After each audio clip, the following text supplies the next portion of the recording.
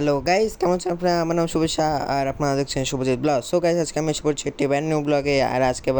আর এখন বাজে রাত 8টা। আর আমি রাত 8টার সময় ব্লগ শুরু করছি, কারণ আমার বাবা আমাদের পুকুরে এখন মাছ মারছে, এই কারণে মাছ নিয়ে এসেছে।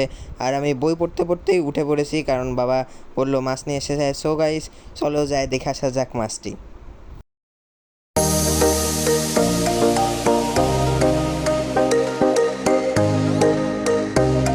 সো গাইস, এইগুলো হলো বড় বড় 3টি কাতল মাছ। এগুলা কিন্তু ফোনের মধ্যে দেখতে মনে হচ্ছে অনেকটাই ছোট, কিন্তু এগুলা কিন্তু আসলে আমার 1.5 হাতের সমান একটি। দুটি একটু সাইজে ছোট আছে, আর একটা বিশাল বড় আকৃতির। এটা মরে গেছে, এটা অর্ধেক মরে গেছে, অর্ধেক বেঁচে আছে। আর হচ্ছে সবার শেষেরটা, যেটা বড়, ওটার এখনো পর্যন্ত জীবন আছে। এটা লাফাচ্ছে, কিছুক্ষণ পর পরে লাফায় উঠছে। কিছুক্ষণ আগে পড়েও গিয়েছিল। তারপর আমি আর আমার মা ধরে এটাকে উপরে উঠিয়েছি। এটাকে এটাকে একটু অনেকক্ষণ পরে কাটা হবে। আর তার তার আগে ওই দুইটা আঁশটা ছাড়াই নেওয়া হবে। এই যে এখন আঁশ ছাড়ানোর প্রস্তুতি চলছে।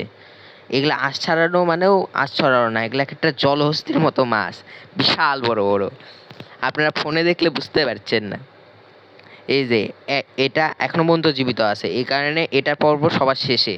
আর আর ওইটা আঁশ ছাড়ানোর পর এটার আঁশ ছাড়ানো হবে।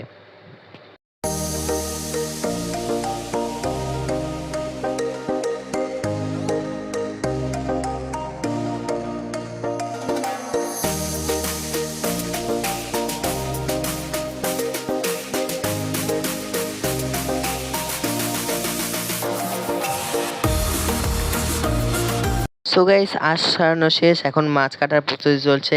এই মাছ এই দাও দিয়েও কাটছে না, এত বড় মাছ। আর এটার ভিতরে প্রচুর রক্ত, মানে আমাদের গোটা বাড়ি দেখলে রক্তের রক্তকার হয়ে গেছে। দেখতে মনে হচ্ছে যে কোনো না কোনো মানুষ হয়তো বা মরে গেছে। এই যে দেখেন, মারার পর রক্তগুলা কেমন করে ছিটায় আছে। যারা রক্ত দেখতে পারে না, তাদের খুবই সমস্যা হবে এগুলা দেখতে। সেহেতু আপনারা একটু আগায় দিয়ে আপনারা ভিডিওটুকু দেখতে পারেন। না, এমনি কিন্তু মাছটা কিন্তু বেশ তরতাজা। কিছুক্ষণ আগে হচ্ছে আমাদের পুকুরের মধ্যে এখন বিক্রি করছে তো মাছ, এই কারণে হচ্ছে মাছগুলা বাসায় বাসায় খাওয়ার জন্য কিছু নিয়ে এসেছে বাবা। আর গাইস, আপনারা এখন মাছ কাটাটা দেখতে থাকেন।